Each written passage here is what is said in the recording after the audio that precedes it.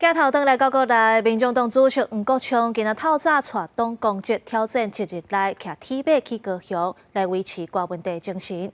黄国昌表示，国文帝的阿公度过白色恐怖，若即马国文帝拄到的是绿色恐怖。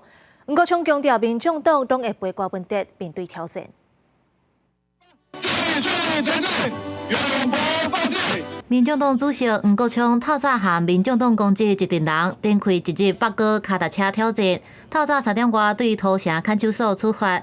透早6点伫干道境参访了后，受访表示，国文帝阿公经过白色恐怖的年代，即马国文帝是伫另外一种绿色恐怖内底。主席的祖父走过白色恐怖的年代，结果没有想到，现在主席自己陷入了另外一种绿色的恐怖。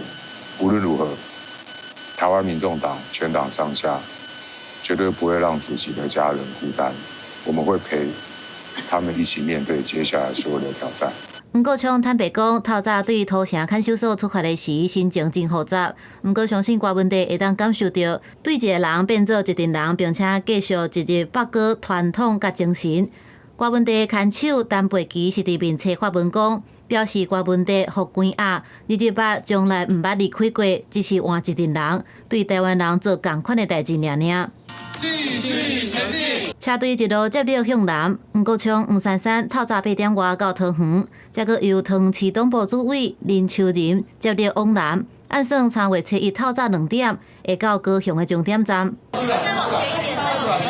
欢迎27裁定讲，国文帝2月27到3月70解除4名至亲的禁见，因为228固定假日。法所表示，上紧3月7日会当办理接见。公司新闻采访报道。